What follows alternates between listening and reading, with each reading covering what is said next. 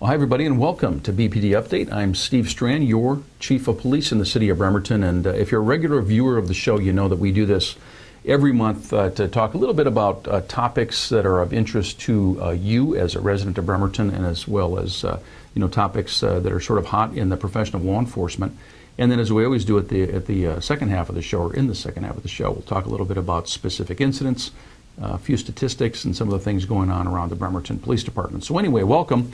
And for the first part of the show, we're going to talk about an issue that is probably the most important issue, certainly now, maybe one of the most important issues that I've dealt with in my 27 or 28 years almost in law enforcement, and that is mental health and the intersection of mental health issues with law enforcement. And our guest to talk a little bit about this today is Officer Frank Shaw from the Bremerton Police Department. First of all, welcome, Frank. Thank you. And I'll talk a little bit about why Frank is here and what we're going to talk about. Officer Shaw is a veteran officer of the Bremerton Police Department, has been with us for many years. But he is one of our 4 crisis intervention officers, CIOs. And here on BCAT, we had the rollout or the introduction of the CIO program. It was available on BCAT. You can go online and watch the rollout. It's about an hour and a half, but very informative and very interesting about a new program that we're starting. And so we're going to talk a little bit about the CIO program, Officer Shaw's involvement in the CIO program, but just as importantly, why are we doing this? What is this for? It isn't just another program. I mean, there's always programs out there, but this is pretty critical. And it's not an easy topic. It's not one that has a simple answer. But it's, again, I keep saying it's so important. It is critical. It's probably the most important thing we're doing in law enforcement right now, both in Bremerton and nationally. So, long introduction, but the CIO program. We keep talking about this. As I mentioned, we did the rollout a while back. People have probably read about it in the paper. Start from the beginning, just a very basic explanation of what is the CIO program, what's it stand for, why do we do it? It's a crisis intervention program. It's crisis intervention officers, or team as I call it. It's a group of officers from the county, or across the county. There's Kitsap County Sheriff's Office, Port Orchard, Bainbridge, Bremerton, and Poulsbo, who have all officers that are going to be specially trained to deal with people in crisis or behavioral or mental health crisis or behavioral crisis situations. And they'll be able to respond throughout the county to other jurisdictions outside theirs if there's an officer not available to lend assistance to somebody who has a situation they need help with. So 24/7, the idea or the concept is that CIOs, crisis intervention officers, who will be, and I wouldn't describe them as experts, but they have additional training beyond the basic training that an officer would have. Is that accurate? Correct. There's going to be, I believe it's a 40-hour course, specialized training for dealing with mental health crisis, to identify mental health issues, and also to just learn how to talk and listen to people and give them the support and guidance they need to go in the right direction. Critical part of this, and one of the issues that's really challenging for law enforcement in any kind of initiative like this, where you're trying to deploy and make available people with special training, and in this instance, crisis intervention officers like Officer Shaw, is smaller departments like Poulsbo, Port Orchard, Bainbridge, and Bremerton, although in the continuum of departments, we're a larger department, but I mean, we're not a giant department either. The challenge is, well, Poulsbo can't have a crisis intervention officer on 24/7, neither can Port Orchard, neither can Bremerton for that matter. But by working together, as Frank mentioned, we can basically work with each other so that we share resources across the county. If one is needed in Poulsbo and there's a Bremerton CIO on, that's where that officer is going to come from, and vice versa. So as we talk about CIOs and we talk about making them available, Frank, can you briefly talk just a little bit about why is this so necessary? I think there's this perspective that people still have, and part of it is just, you watch cop shows on TV, and we all know that it's not the same as TV, but I'm always surprised when I talk to people that they still think that the majority of our job is just chasing bad guys, arresting people that have malevolent intent. They're out there, they're just bad guys, and they're committing crimes because that's what they choose to do. The reality of the job is very different. So can you talk a little bit about, what are we doing day to day, and why is it that having that specialized knowledge in mental health issues is so important? Well, basically, if I can give a little history that I read on this, is over time, the way the public and the laws have dealt with persons with mental health issues has changed. It's caused a lot of the hospitals and institutions that have helped these people to shut their doors and force the people back out on the streets in their communities. And now the persons with these issues are in their communities trying to get help, but the situation isn't there to help them. So what happens is, what's happening now we're seeing is that when a person's having problems out on the street or at their house, we're being called for the disturbances, even though it's a mental health issue, but it's still a disturbance. So the police officers are arriving at the house to deal with the situation the best we can, civilly, with what we have to deal with. The problem we're finding is we can't do a whole lot with the people unless they're a danger to themselves or others. So we deal with it the best we can civilly and hope the outcome will be good.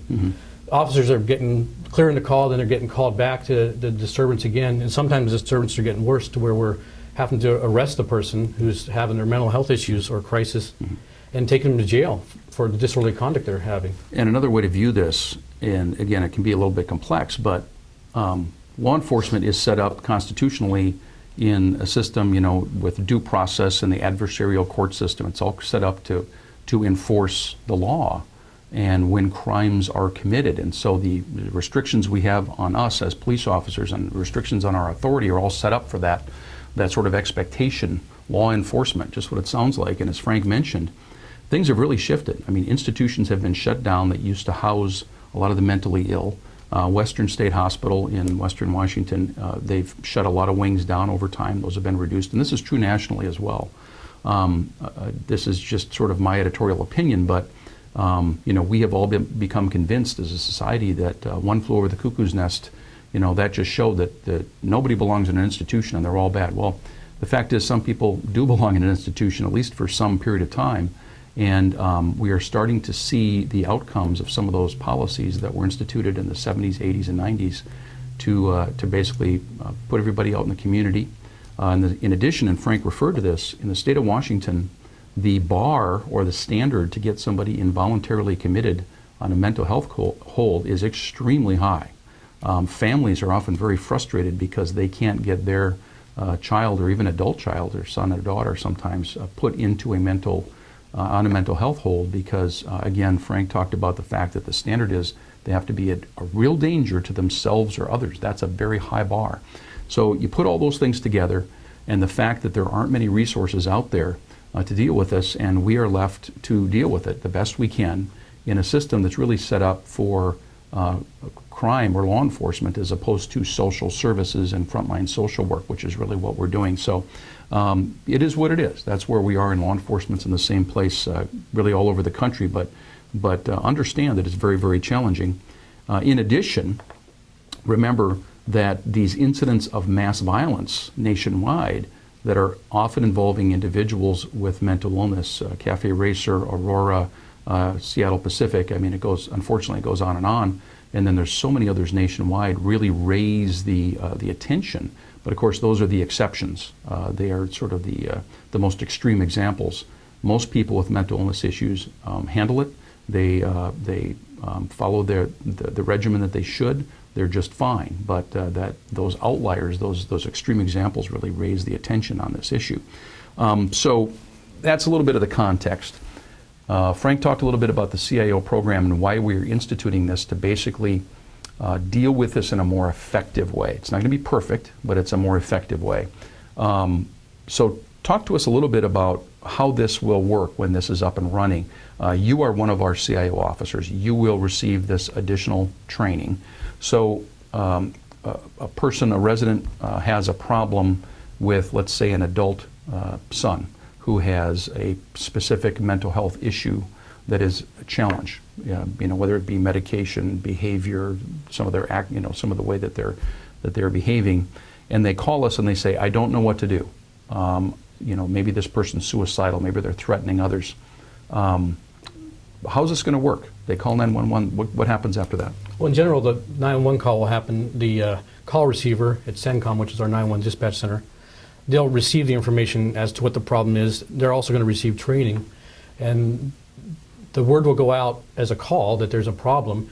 And then if there's a CIO on duty anywhere in the county, if he's not available in the city, if it happens here, the The CIO officer will get the information also, and he'll be able to respond with his training to the house, and then contact the person who's having their issues, and with his training he'll help guide them to where they need to go, whether he needs to go to to the hospital at the time, whether he just stays home if they can resolve the problem there with the techniques he'll learn.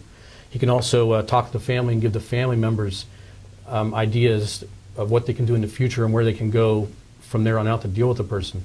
And so in other words, if I can just interrupt for a second. So in other words, it's not necessarily, and again, these are challenging issues. It's not a matter of solving the problem. It's a matter of bringing additional awareness of resources to the family and to the situation. yes, it's basically a matter of just giving the people the help or resources they Right. need. A lot of family members we go to right now, that's the first thing they ask us is, What can I do? what can I do or where can I go? Yeah, I always think about, I've worked with a person in law enforcement, actually, he was a captain in another department I worked with, who had an adult son with severe mental illness issues. And this was a person with, a very intact family.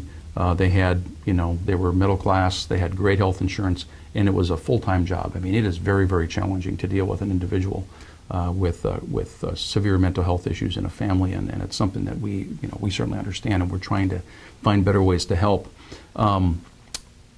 The CIO will be doing these things, doing some outreach with families, doing some outreach so that there's hopefully some relationships there as well, so that the first time that a family calls, this isn't the first time that they're encountering a person dressed in a uniform from Bremerton PD. That's a critical piece of this as well. Can you just touch briefly on the idea that some families may be asking, I want 911 or the emergency system to know about my child who may have a mental health issue. They may have issues with autism, so that their affect is slightly different. What kinds of things are we doing or can we doing to improve that response so that the officer knows going in what's going on? There's a couple ideas that they're coming out that we're trying to work on. The first one is having the family members, if their children have problems, is encouraging them to go to their local law enforcement and their local medical facilities and letting them know what the issues are their children have and what may trigger them or calm them down. So that information is available when the call comes out, that we can respond there and actually know how to help the person ahead of time instead of asking a bunch of questions upon arrival. Right. The second is when they call 911, having them let the dispatcher know the information over the radio, over the phone, so they can give that over the radio to us, or through our MCT, what issues are that we can do to help. There's another plan of action where people we deal with on a regular basis, if they give us information that we can use to help talk to them and calm them down, it'll be available in our computer system, that when we respond to their house, we can see what they need to have the help verbally for us to talk to them. And when we arrive, we'll already again have a plan of action to go with upon contacting them, instead of having to devise the plan. Right. And instead of, as in the old days, of just winging it. And when you talk about winging it, it really strikes a chord with me. I've been a chief now for 10 years. I've been in this business for a long time, and in no way have I got it all figured out. One of the things I've learned in my career has been, at the end of the day, for all of our policies and procedures and the uniforms and the tools that we have, police officers are human beings doing the best they can to solve problems in very complex and difficult situations. In other words, trying to figure it out. And the CAO program, when we are working with families and working with individuals suffering from mental illness, often who are demonstrating behaviors, particularly if it's combined with drugs or alcohol, that may be violent, that may be very, very dangerous to themselves and to others, including police officers. So let's not underestimate how dangerous this can be, and we're trying to mix this element of understanding and caring and doing it better with what can be very violent encounters, unfortunately. And when Frank talks about, we don't want to wing it, sometimes we have that feeling in this business, and I'll admit it. We're just trying to figure it out, and this is a way to hopefully create greater support, greater knowledge, greater resources for not only the families and the patients and the persons involved, but also for law enforcement and to increase public safety. Thinking about the fact I used to work for the King County Sheriff's Office, and one of the units of the King County Sheriff's Office was Metro Transit. So they're the officers that deal with all the buses and the transit in King County, and you can imagine that many of the individuals they dealt with at bus stops and on buses had issues related to mental illness. The officers in Metro Transit went to the training that Frank is talking about and that he is and will be attending. And I had one of the sergeants from Metro Transit when I worked there tell me I went into this training a little bit cynical. I didn't know what it was. I thought we were just checking the box. It was going to be it sounds good, but it wasn't going to be that valuable. And he told me I use it every single day with every single contact, almost subconsciously, the way that I talk to people, the way that I react to the things that they're doing, the way that I'm reading them in terms of what's going on in their lives. And it has made me do my job better and much, much safer, both for them, for the officers, and for the people around them. So this is important stuff. It's important stuff, and I would mention as we finish up that Officer Shaw, along with Officer Garrity, Officer Meade, and Officer Nelson, as our CIOs at the Bremerton Police Department, we don't pay them extra to do this. We don't, in fact, we make their schedules more difficult because they'll have to be working outside their normal hours. They do it because they care. They do it because this is important to them. It's something that matters to them, and they want to do their jobs better and support our community and our officers. And for that, I thank you for stepping up, Frank. Thank you. So thanks for being with us, first of all. And this is a big issue. We'll continue to talk about it on BPD Update.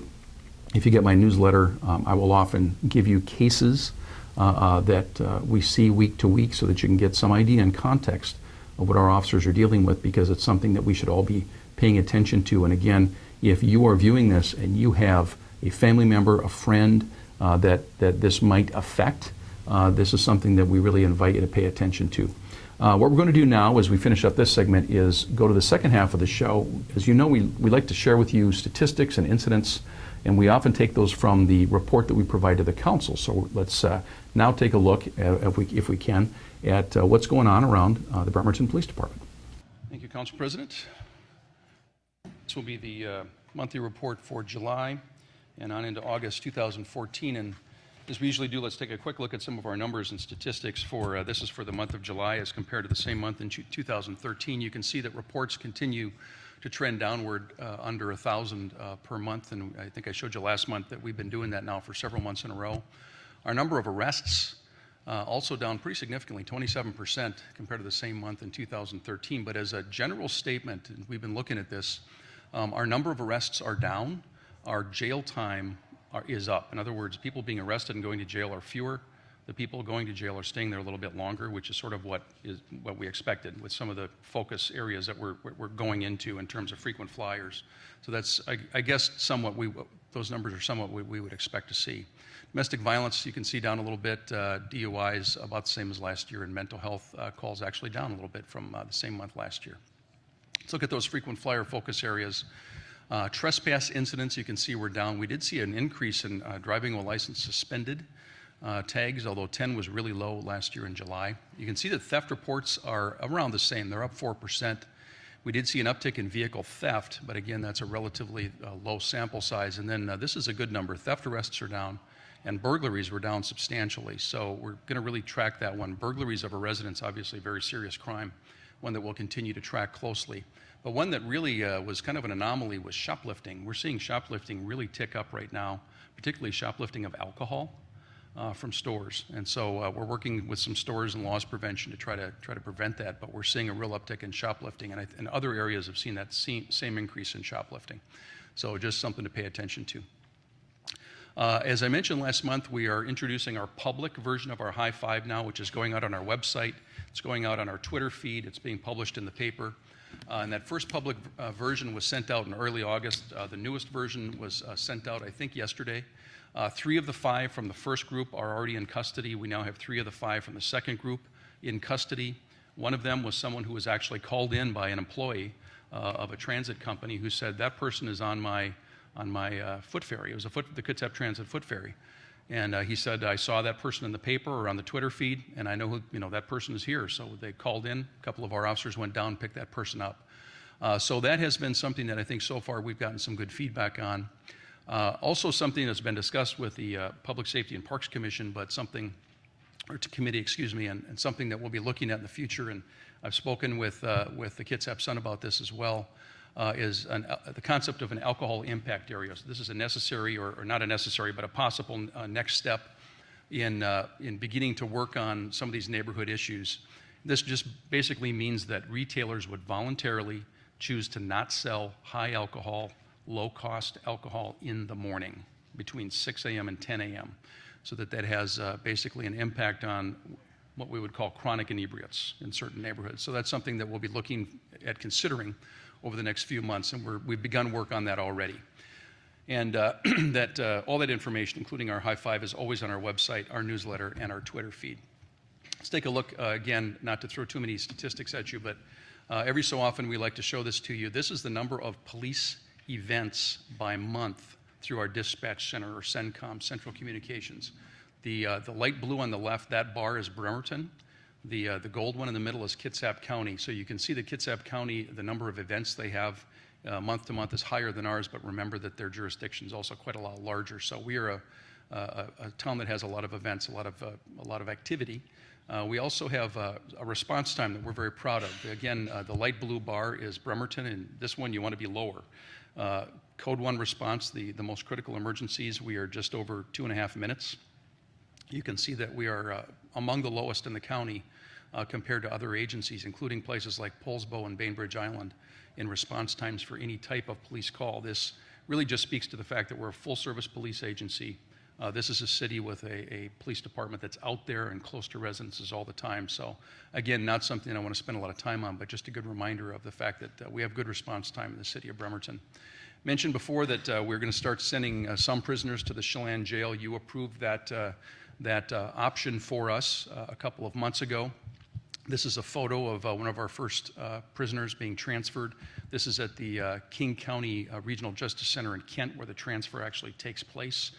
We meet the Strachan transport over there so that we can do it in a secure area, but we do have several inmates now at the Strachan jail. This is something you may have read about in the paper. The Supreme Court has now deemed psychiatric boarding to be prohibited in this state. You may have read something about this both in the Times and in the Sun. I just want to put this on your radar screen, and I talked with PSP about this, but as policymakers, I would encourage you to really be aware of this issue, because it's a big deal, and it's going to, I think, cause a problem for us in terms of public safety throughout the state, certainly in our city, but really across the state. When a patient is put into a facility on an involuntary hold for mental illness, remember that, first of all, there's a very high standard for that. They have to be a danger to themselves or others. So in other words, they can't just say they're going to do something. They have to actually do it to harm themselves or others. It's very difficult to get somebody admitted on an involuntary hold. I think it's far too high, in my opinion, and in the opinion of most police chiefs. There are fewer beds and resources to put folks that are in on an involuntary hold. So what hospitals and facilities have been doing is basically putting them on a gurney and having them wait, sometimes days, sometimes weeks, for a bed to open. That's not good. That's wrong. They shouldn't do that. But it's really the only option they had. So the Supreme Court has said, we don't want you to do that anymore, and they've prohibited it. Well, there's no other option. So what's going to happen, inevitably, is that they will simply be turned out back on the street. They'll be turned back out after being brought in on an involuntary hold. The real solution to this is to have more resources to put people on holds, like Western State Hospital and other facilities. The state has not funded them. So that's where we are today. And throughout the state, a lot of people are going to be released who probably shouldn't be. I shouldn't say probably, who shouldn't be, period. Because there's simply no place for them and they can't be boarded anymore. So there is no long-term plan. I bring it to your attention because it's something that we as a city are not responsible for, but we are now responsible for dealing with the effects of it. And the state and the county, I think the counties and the state have to start to develop a plan to deal with this long term, but it's complex and it's expensive. So we'll see what happens, but it's something that unfortunately is something that we in law enforcement and public safety will need to deal with. Just to let you know, I have been appointed by the governor to the OSO Landslide Commission. This is a 12-member group that is tasked with examining what happened in OSO and then making recommendations about best practices in terms of emergency management and permitting and local government. It'll meet about 8 or 10 times before the end of the year, so I'll be doing some of that before the end of this year. But it's good for our city. I'll be bringing back some of that knowledge that I pick up and some of the things that we learn from each other about best practices, and hopefully will help us to do an even better job in terms of emergency management and the best practices we can bring to the city of Bremerton as well. Interesting case that we had during the month of August in terms of the intersection of technology and law enforcement. You may have heard about this one. This was an endangered 16-year-old girl. This is a surveillance photo that or video that we got from the city of Kelso as we had a large-scale effort to look for this missing 16-year-old. She had very serious health problems, and without the right medication, she really was at risk of her very life because of the serious medical problems that she has. Her parents were obviously very worried about her, and she was out with her friend. And it went out on Twitter, it went through newspapers and the media, it went out on Facebook. The Oregon State Police picked this up because we had information that they may be headed south toward Portland. Oregon State Police tweeted it out to all of their contacts, and it really shows the power of social media, which can be kind of a pain in the rear end to us sometimes and to all of us that are humans. But the fact is, in something like this, it's really an amazing tool to get information out there. And in this case, this photo went out, and a woman was walking along a park path near the river in Kelso, Washington. She saw a tent. She saw these two come out of the tent, and she thought, that looks like those people that were in that video that I saw just a couple of hours ago. She called the local police. They went out, and they contacted them, and she's now back home. We also used smartphones to get that video in front of her parents so that they could positively ID and that is, in fact, her before we sent it out. So it's really amazing how technology has assisted us in so many ways in improving the way we do our job. I should mention as well, a very serious case, of course, from this past month, the Janice Wright case, which occurred in central Kitsap County, and I know the media referred to it as Bremerton, and of course it's about 4 miles north of our border, but it is in the community, and the media kind of put it all in one place. But the fact is, it occurred far north of our city, but we were, of course, involved, as was every agency in this area, as well as the FBI. There was over 500 people involved in the investigation of this case, and of that 500, 200 of them were volunteer search and rescue from all over western Washington. We had 16 people from the Bremerton Police Department, including our detectives and sergeants, FBI, Kitsap County. And I have to say, I've been a chief for over 10 years, police officer for over 27 years. I've never seen cooperation and just a complete lack of turf and arrogance. I mean, everyone just brought humility and cooperation to this effort. Had a tragic end, unfortunately, to it, but a suspect was identified. So really a good example of how law enforcement works together in really a very, very effective way. As I wrap it up, I want to talk a little bit about transparency and partnering with the community. We're all aware of the events in Ferguson and the conversation that it has caused all of us to have, as we should be having across the country. And unfortunately, we had in the Trayvon Martin case and in too many cases before that. This is a conversation that keeps coming back, and we keep asking, what can we do about it? Let me talk a little bit about what we are doing in the city of Bremerton to enhance transparency and community partnerships. We are part of what is called PACT, Police and Community Together. One of the projects that PACT built was the mental health barbecue that some of you attended on August 9th to raise awareness of mental health and those issues within the community. We communicate through our newsletter, we communicate through Twitter. When there is a deadly use of force, which seems to be one of those incidents that can really cause a great deal of controversy in the community, as it should. I think the key, and I think a best practice for police chiefs is the key is transparency. Absolute transparency. Exactly what do we know? When do we know it? And say it. Tell people what's going on, who's going to investigate it, how things will be decided, exactly what's going to occur, because a lack of information is really, I think, one of the problems that individuals are seeing in Ferguson. They don't know the information they should know. When there's a deadly use of force in our area, including the city of Bremerton, we have a transparent review, and the investigation is done by somebody other than us. It is an objective outside investigation by another agency from other agencies. We have future efforts we're working on in terms of recruitment and reducing the barriers to hiring for people, for non-traditional candidates for police officer positions. We also issue we are just now starting to issue what is called a Professional Standards Annual Report. It is currently on our website. This is brand new, and it's part of our new transition to our new policies. This is a very transparent review of everything in terms of internal affairs and professional standards from 2013. We're going to do this every year, and let me show you what it says. This, by the way, is a photo of Pastor Richmond Johnson from Mount Zion, along with Officer Nelson at the barbecue just last month as part of PACT. The professional standards review, this is I just took a couple slides from it to show you what kinds of things you'll see. Every complaint that we received in 2013 is highlighted. It says what the complaint was, how many we had, and how we handled each and every one of these. This is one of the graphs that's in this report, and everybody can see it. The public can pull it up right now from the website. We have every single internal investigation that we conducted in 2013. We'll issue a similar report in 2014. You can see that it describes what happened. Every one of these has a number. By the way, these are all publicly disclosable. If anyone wants to know more, they can come in and pull the entire report.